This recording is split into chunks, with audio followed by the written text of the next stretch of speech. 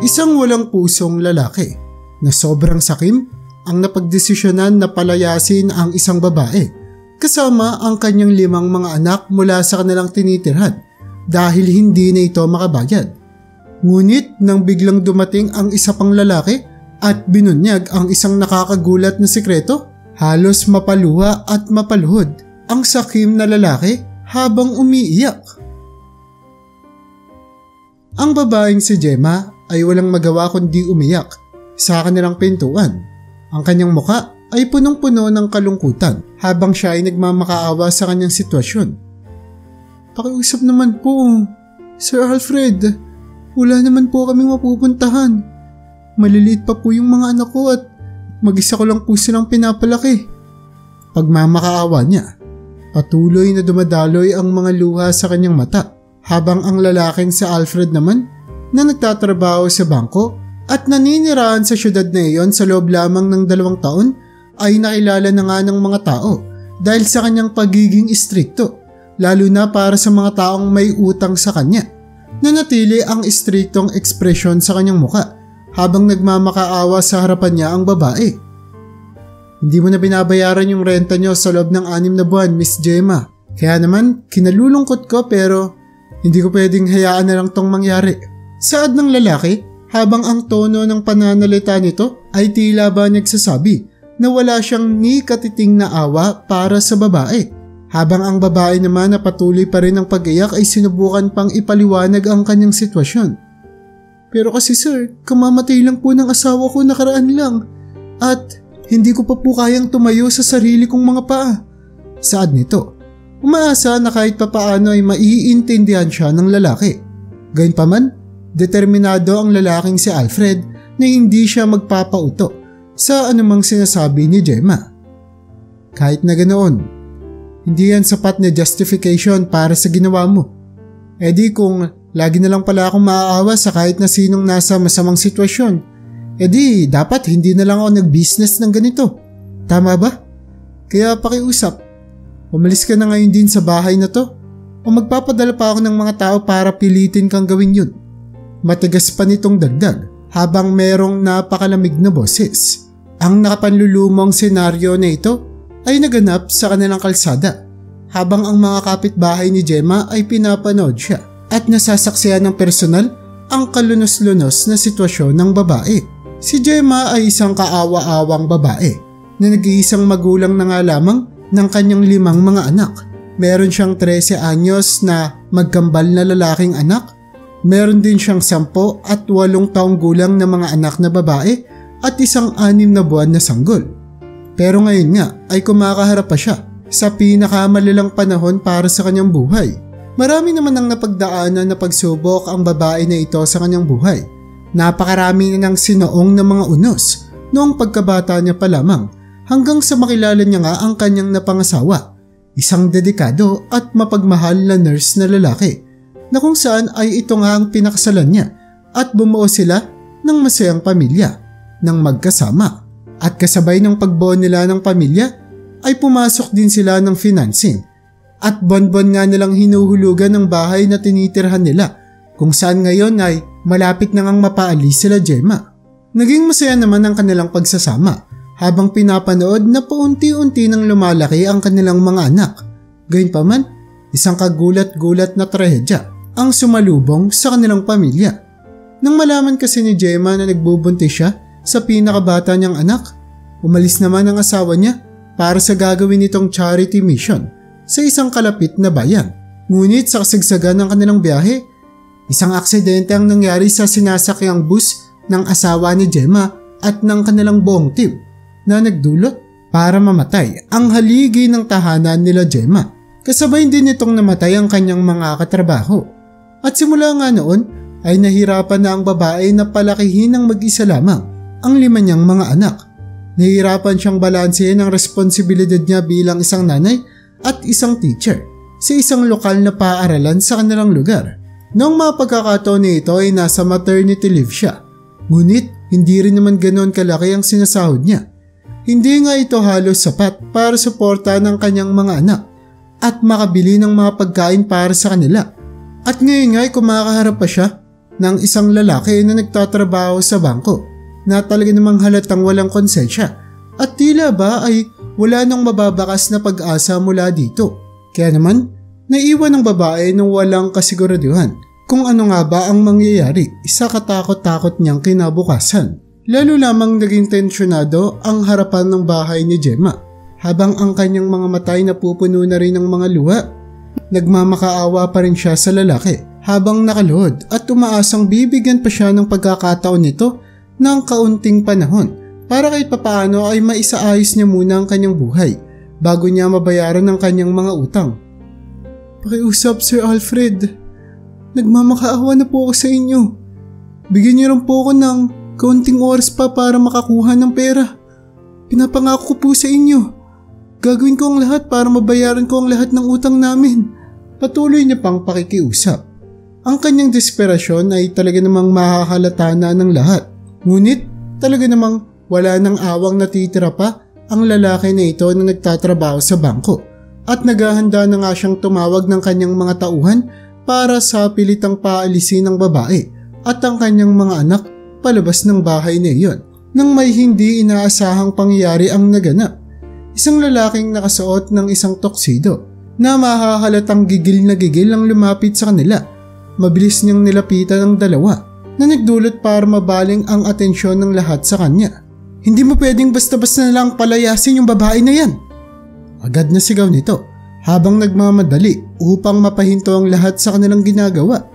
Agad namang napagtanto ni Alfred kung sino ang lalaki na ito dahil ang lalaking ito ay nagngangalang Mark at agad talaga siyang makikilala dahil isa siya sa pinagkakatiwalaang abogado at imbestigador sa kanilang bansa na laging nagagawa ng paraan para maresolba ang anumang mga legal at personal niyang problema.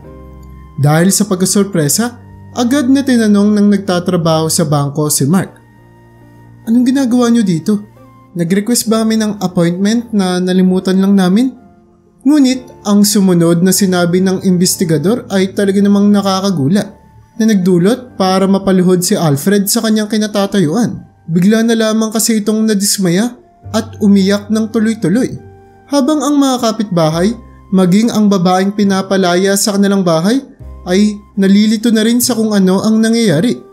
Pero ano nga ba ang binunyag ni Mark sa lalaking ito na nagtatrabaho sa bangko? Bakit ganito na lamang ang kanyang ikinilos? Para mas maintindihan pa natin ang epekto ng mga salita ng abogado na ito, ay kailangan natin bumalik sa nakaraan.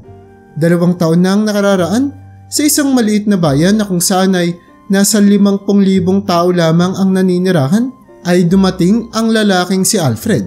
Isang lalaki na nagmamay-ari ng 3 mga bangko. Talaga namang napakayaman ng lalaki na ito.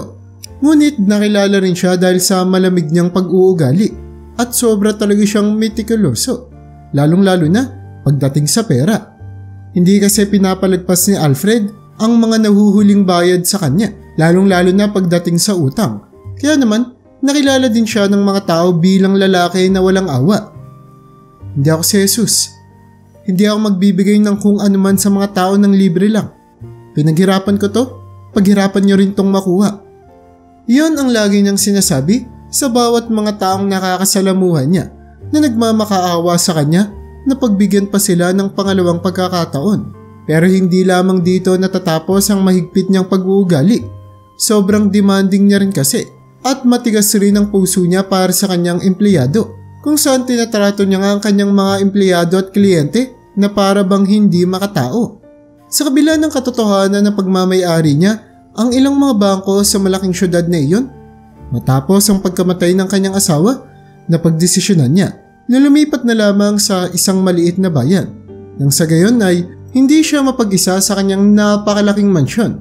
Sa maliit na komunidad na kanyang nilipatan, agad siyang nagkaroon ng reputasyon pagdating sa kasakiman at pagiging matigas, na sa bawat mga araw nga na dumadaan ay lalo lamang siyang nakikilala ng mga tao sa pangit niyang reputasyon.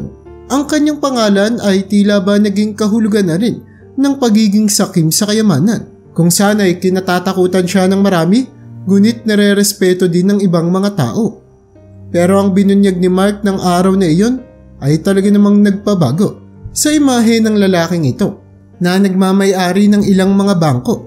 Magpakailanman, wala kasi ni isa sa kanila ang mag-aakalang mangyayari ito. Si Alfred na isang walang pusong milyonaryo at dahil na rin sa madilim niyang nakaraan, kaya rin naman nagkaganito ang kanyang ugali. 30 taon na kasi ang nakalilipas, noong 35 taong gulang pa lamang siya ay talaga namang ibang-iba ang buhay na kanyang kinagisnan. Isa siyang mapagmahal na lalaki at mahal na mahal niya ang pinakasalan niyang asawa. Nagbabahagi ang dalawang mag-asawa na ito ng isang pagmamahal na tila ba ay hindi masisira ng kahit na sino. Puno ng kasiyahan ang kanilang buhay, lalong-lalo na nang mapag-alaman nila na magkakaroon na sila ng isang anak. Talaga namang isa itong milagro para sa asawa ni Alfred na kung saan ay matagal na ngang nagkakaroon ng problema pagdating sa kanyang matres. Kaya naman ang pagkakataon na magkaroon sila ng isang anak at magsilang siya ng isang sanggol ay maituturing na isang himala. Sa pagpapatuloy pa ng ilang mga buwan, lalo lamang lumalaki at tumataas ang antisipasyon, maging ang kasiyahan na nararamdaman nilang dalawa. Nagsilbi kasing simbolo ng pag-asa at pagmamahalan para sa mag-asawang ito ang pagbubuntis na iyon. Hanggang sa wakas nga, isinilang na ang pinakahinihintay nilang sanggol na nagdulot para magkaroon sila ng panibagong dahilan upang sumaya at makontento sa kanilang mga buhay. Pinalibutan nila ng pagmamahal at pagkalinga ang sanggol na ito na kung saan ay sobra nilang ipinagpapasalamat sa Diyos ang bawat mga sandaling kasama nila ang nag-iisa nilang babaeng anak na pinangalanan nilang si Helena. Tila ba perpekto na ang nangyayari sa kanilang buhay. Natupad na ang pinapangarap ng dalawa.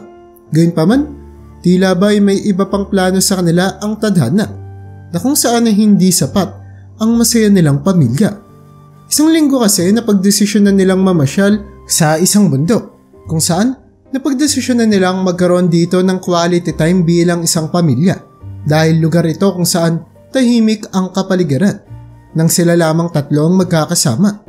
Ngunit ang hindi nila inaasahan ay may grupo pala ng mga kriminal ang sekretong sinusundan sila at nagpaplano ng isang napakatiribling krimen. Nang sumapit ang gabi, habang pagod na ang mag-asawa na ito mula sa kanilang pamamasyal, napagpasyan muna nilang uminom ng isang bote ng wine hanggang sa tuluyan na nga silang makatulog. At dito na umatake ang mga bandito. Nang malaman nila na wala nang magagawang mag-asawa na ito, agad silang dumiretso sa tinutuluyan ng mag-asawang cabin.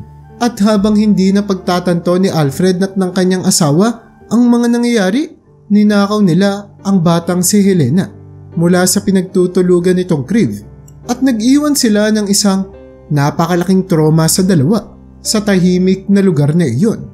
Nang magising ang mag-asawa kinabukasan, halos matanggal ang kanilang mga kaluluwa sa kanilang nalaman. Helena! Diyos ko! Nasaan si Helena? Pagpapanik na sigaw ng nanay. Ang lugar kasi na iyon na kagabi lamang ay napupuno ng kasiyahan at tawanan, ngayon ay napalitan na ng isang nakakasakal na problema. Ang realidad kung ano ang nangyari sa kanila ay tila ba isang malakas na suntok para sa mag-asawa. Sinubukan pa nga nilang hanapin sa kasulok-sulukan ng kubong kanilang tinuluyan ang kanilang anak, maging sa labas nito habang tinatawag ang pangalan ng bata. Ngunit hindi sila nagtagumpay. Pero hindi nga rin nagtagal ay nagawa na silang matawagan ng mga kriminal na kung saan ay agad silang nagdemand ng tinatayang $1,000,000 bilang ransom para sa kaligtasan ng kanilang anak. Naging desperado na nga si Alfred at hindi na siya nag-alangan pa na bayaran ang lahat ng dinedemand ng mga kriminal na ito. Umaasa siya na ibabalik din ng mga ito ang kanyang anak.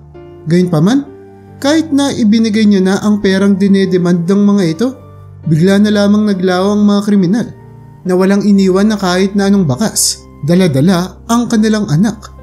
Ang sakit ng pagkawala ng kanyang anak ay sobrang nakapanlulumo. Ang lalaki at ang kanyang asawa ay talaga namang nalamon na ng kalungkutan, pag-aalala at kawalan ng pag-asa. Hindi nila alam kung buhay pa nga ba ang kanilang anak at sa bawat mga araw na lumilipas na wala silang natatanggap na balita ay tila ba isang torture na para sa kanila. Wala rin nga nagawa ang pag-iimbestigang ginawa ng mga otoridad At hindi nga rin nakakuha ng kahit na anong impormasyon ng mga polis upang maibalik ang bata. Sa mga pagkakataon na ito, nakahanap ng isang lawyer si Alfred. At ito nga si Mark, isang kilalang lawyer at investigador na inirekomenda ng kanyang mayamang kaibigan. Magkasama silang ginugol ang kanilang mga taon sa paghahanap kay Helena, na kung saan bawat mga detalye, bawat mga clue at posibilidad ay kanilang hinalungkat sa pag-asang mahahanap pa nila ang bata. Ngunit sa paglipas ng bawat mga araw, ang pag-asa na makita nila ang kawawang sanggol ay tuluyan na ring naglaho. Kaya naman nag-iwan ng pangyayaring ito ng malaking butas sa puso ng lalaking si Alfred. At hindi nga alam ni Alfred kung ano talaga ang nangyari sa kanyang anak na babae matapos itong makidnap. Pagkatapos kasi ng pangkikidnap sa kanya, ay inabandona ang bata sa isang bahay ampunan sa isang maliit na bayan na tinatawag na Andalusia, malayo mula sa kanyang pinanggalingan. Lumaki ang batang si Helena sa kapaligiran na kung saan ang pagmamahal at pagkalinga ng kanyang pamilya ay hindi niya naranasan. Nabuhay siya sa isang realidad na malayong malayo mula sa pinangarap ng kanyang mga magulang para sa kanya. Sa bahay ampunan kasi, nakaharap ang batang babae na ito ng maraming mga pagsubok sa buhay. Ang kanyang istorya ay punong-puno ng kalungkutan at pasakit. Kaya naman nagdulot ito para mahirapan siyang makahanap ng taong tatanggap sa kanya. Kahit na anong gawin niya, tila ba ay walang gustong umampon sa kanya. Kaya naman lumaki si Helena na iniisip niya na walang kahit na sinong tao ang pwedeng tumanggap sa kanya. At tuluyan na siyang nalimutan ng mundo. Alam mo, wala talagang may gusto sa'yo. Ang pangit-pangit mo kasi. Ito ang masasakit na salitang natatanggap niya mula sa ibang mga bata. Napamalagi ang inaasar ang kaawa-awang si Helena. Nang tuluyan na nga siyang maging teenager, ang kanyang kalungkutan at ang pakiramdam ng pag-aabandona sa kanya ay lalo lamang lumala. Kaya naman napagdesisyonan niyang tumakas. Noong mga pagkakataon na ito ay nasa 15 taong gulang pa lamang siya. Hindi pa nga sapat ang edad niya para opisyal na umalis sa lugar na iyon. Ngayon ay nag-iisa na lamang siya at walang kahit na anong gamit ang dala. Ang kanyang naging paglalakbay ay hindi naging madali pero ginawa niya naman ang lahat ng kanyang makakaya na kung saan ay tinanggap niya ang lahat ng mga part-time job na pwede niyang matanggap. Mula sa cafeteria, paghuhugas ng mga pinggan, paglilinis ng mga inodoro. Habang pinapangarap niya na sana'y dumating ang araw na matapos niya rin ang kanyang pag-aaral. Pero dahil hindi niya nga kayang bayaran ang kanyang edukasyon, natuto na lamang si Helena sa pamamagitan ng pagbabasa ng mga lumang libro na nakukuha niya mula sa mga itinapon na basura sa gilid ng paaralan. Talaga namang hindi ito mapapantay ang determinasyon mula sa babae. Nagawa niya nga mag-aral lang siya lamang mag-isa at nang tuluyan na siyang tumanda, nag-apply siya sa isang lokal na kolehiyo na kung saan ay sa kabila ng napakaliit na tsansang matanggap siya dito ay nagawa niya ngang matanggap at nakakuha siya ng isang kurso na sasapat para sa kanyang mga bayarin. Makalipas ang ilang mga taon, naging isa siyang determinado at dedikadong kindergarten teacher. Sa pamamagitan ng edukasyon, nakahanap siya ng paraan upang may bahagi ang pagmamahal at atensyon para sa mga batang tinuturuan niya. Ito ay isang bagay na mula pagkabata ay matagal niya nang pinangarap. Sa kasagsagan ng kanyang pagtatrabaho, ang babaeng si Helena ay nakakilala ng isang atentibong nurse at sa paglipas ng mga panahon, tuluyan ngang nagbunga ang kanilang relasyon. Mula sa pagkakaibigan ay napunta ito sa pagmamahalan ng magkasintahan na hindi nga kalaunan ay tuluyan na rin silang kinasal. Silang mag-asawa ay nagkaroon ng 5 mga anak. Bumuo sila ng pamilya na matagal na rin pinapangarap ng babae. Ngunit kung minsan talaga ay napakalupit ng kapalaran. Ang kanyang pinakamamahal na asawa kasi ay namatay sa isang trahedya. Nang papunta ito sa isang hospital mission habang nagbubuntis pa nga si Helena para sa kanilang ika-5 anak. Kaya naman ang kaawa-awang babae ay nanganak ng mag-isa habang nahihirapan siyang suportahan ng 5 niyang mga anak. At sa sorpresa ng lahat, si Helena at Gemma ay iisang tao. Ibig sabihin, ang nawawalang anak ni Alfred ay ang babaeng pinapalayas niya sa kanilang bahay. Nahirapan nga si Helena o sa pagkakataong ito si Gemma para sa kanyang desperadong sitwasyon dahil hindi naman ganoon kalaki ang natatanggap niyang sahod bilang isang guro. Nahirapan siya kahit bumili man lang ng makakain para sa kanyang mga anak habang patuloy pa rin niyang binabayaran ang mga gastusin sa kanilang bahay. Hanggang sa isang araw nga, isang walang pusong may-ari ng bangko ang nagpakita sa labas ng kanilang bahay habang tinatakot nito ang babae na papalayasin siya at itatapon ang lahat ng kanyang kagamitan palabas ng bahay nang hindi man lang nagpapakita ng awa o konsensya. Pero sino nga bang nag-aakala na sa gitna ng desperasyon na iyon, isang katotohanan tungkol sa kanyang nakaraan ang mabubunyag. Ang abogado kasing si Mark na matapos ang ilang mga taon nang walang kapagurang paghahanap ay sa wakas nadiskubre na ang mga detalye tungkol sa nawawalang anak ni Alfred. At ito nga ang eksakto niyang binunyag noong mga pagkakataon na iyon na nagdulot para mapaluhod at umiyak ang lalaki. Noong hapon na iyon, sa gitna ng napakaraming mga taong mga kapitbahay at isang desperadong babae, binunyag ng investigador ang isang kagulat-gulat na katotohanan para sa lalaking si Alfred. Sir Alfred, hindi niyo siya pwedeng palayasin. Nahanap ko na yung nawawala niyong anak. Nang banggitin ng lalaki ang mga salitang iyon, unti-unti nang gumuho ang mundo ng lalaking si Alfred. Ang lalaking istrikto at talaga namang walang konsensya ay bigla na lamang napaluhod sa kanyang kinatatayuan. Nasaan? Nasaan yung anak ko? Ang kanyang boses ay nanginginig-ginig pa na may pinaghalong pag-asa at takot. Ngunit ang mga susunod na sasabihin ni Mark ay halos magpatigil sa pagtibok ng kanyang puso. Nasa harapan niyo siya, sir. Sagot ng lawyer habang tinuturo si Gemma. Si Gemma at si Helena ay iisa lang. Siya yung anak niyo. Matapos itong sabihin ng lawyer ay pinaliwanag niya na ang lahat ng mga bagay na kanyang nadiskubre. Ang tunay na istorya ni Helena na ngayon ay kilala na ng mga tao bilang si Gemma. Kung paano siya napunta sa maliit na bayan ng Andalusia, nakaparehang syudad naman, kung saan napili ng lalaking si Alfred na pumunta. 30 taon makalipas ang pagkamatay ng kanyang asawa na masasabi nating isang napakalaking pihit ng kapalaran. Habang pinapakinggan ni Gemma ang sarili niyang istorya na sinasabi ng lawyer na si Mark, hindi mapigilan ng babae na tumulo ang kanyang mga luha sa kanyang muka. Siya? Siya yung tatay ko? Bulong niya nang hindi makapaniwala. Ang kanyang boses ay napupuno ng emosyon, habang ang banker naman na si Alfred ay hindi rin mapigilan ng sarili niyang mga luha. Napatayo siya habang nanginginig at nilapitan ng babae. Wala siyang sinabing kahit na anong salita. Agad niya lamang itong niyakap.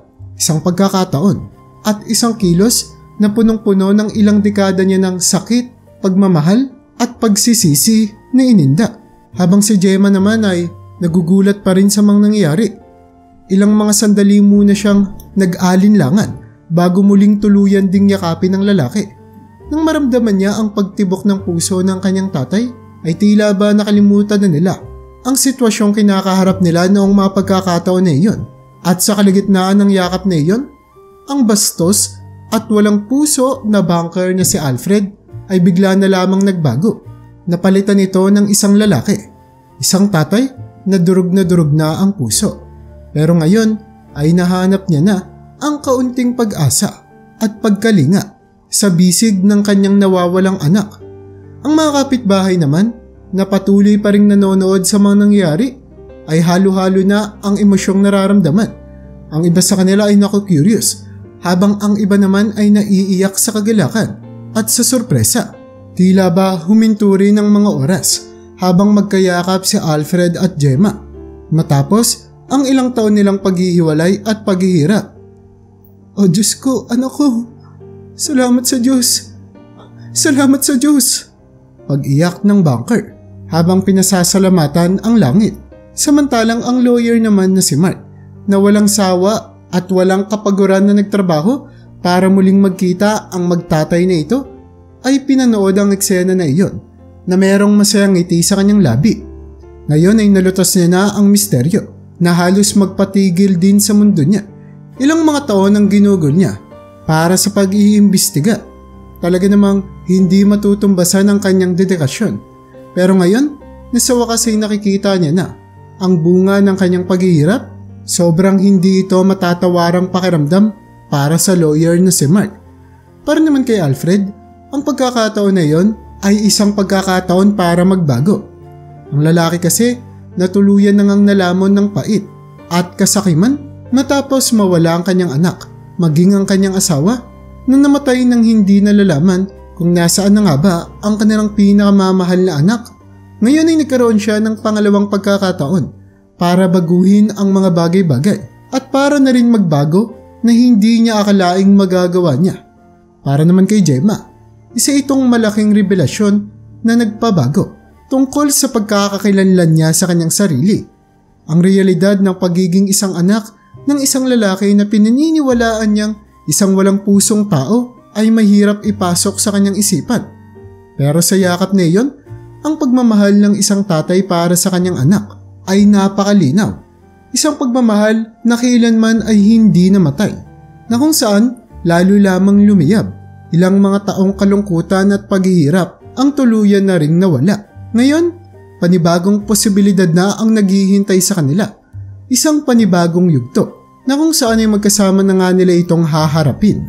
Ang proseso ng muling pagkikita ni Gemma at ang kanyang tatay ay hindi naging madali para sa babae.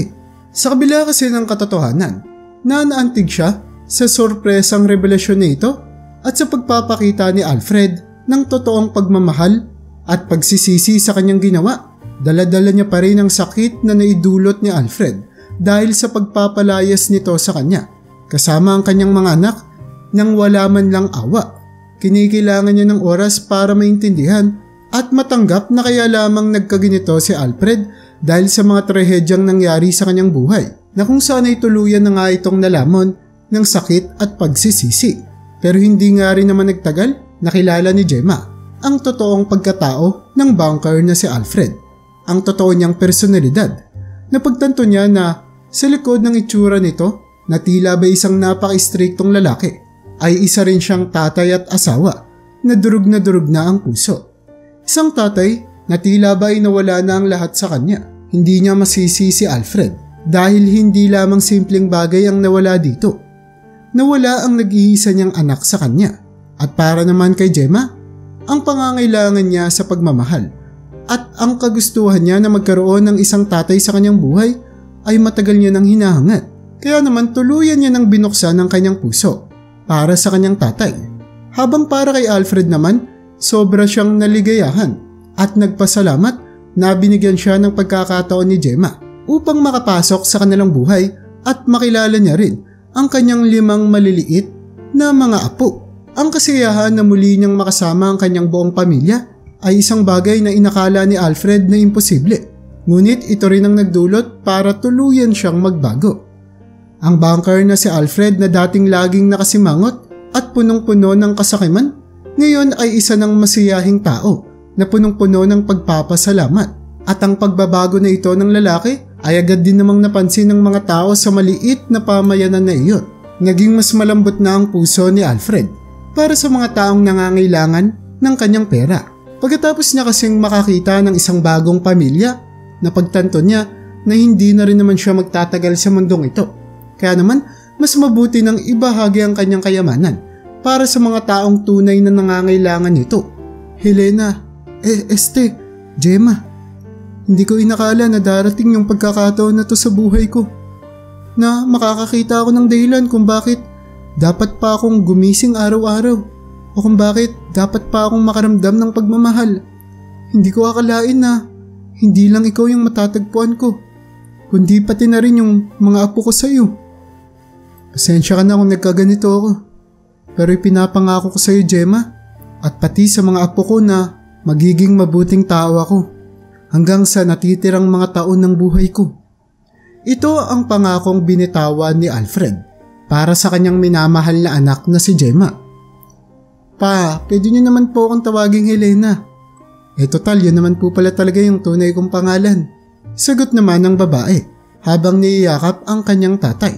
Sa bawat mga araw na dumaraan sa kanilang buhay ay patuloy na nananalangin at nagpapasalamat si Alfred para sa isang biyaya na hindi niya akalaing muli niya pang matatanggap sa kanyang buhay. At katulad ng pinangako niya sa kanyang anak, hindi na nga naging sakim pa si Alfred. Ibinalato niya na rin kay Gemma ang bahay ng babae. At napili na nga rin ni Alfred na manirahan kasama ang kanyang anak at 5 mga apo. Masakit man para kay Gemma na kamamatay lamang ng kanyang asawa, ngunit maging siya ay masaya pa rin dahil nakatagpo siya ng isang panibagong forma ng pagmamahal sa katauhan ng kanyang tatay. At nagkaroon na nga rin siya ng katuwang na mag-alaga sa kanyang mga anak na sobra namang ikinutuwa ni Alfred na halos hindi na nga nagtatrabaho ang matanda para lamang makasama ang 5 maliliit niya pang mga apo. Helena, hindi mo alam kung gaano ako kasayang makita tong mga apo ko at yung bunso nyo. Ganyan na ganyan ka rin yung maliit ka. Para bang ikaw talaga to, ha? Masayang wika ni Alfred habang pinanggigigilan ang bunsong anak ni Gemma. Para sa matanda, nakikita niya ang kanyang mga apo bilang maliliit na Helena na nawalay sa kanya ilang dekada na ang nakararaan. Ngayon ay nare-respeto na siya ng buong komunidad, hindi dahil sa mayaman siya, kundi dahil nagawa niyang magbago at maging isang mabuting tao alang-alang sa pagmamahal. Kaya naman kung nagustuhan mo ang istorya natin ngayon, ay huwag mo namang kalimutang mag-like. Pindutin mo na rin ang subscribe button para makagawa pa tayo ng ganito kagagandang mga istorya sa susunod pang mga araw.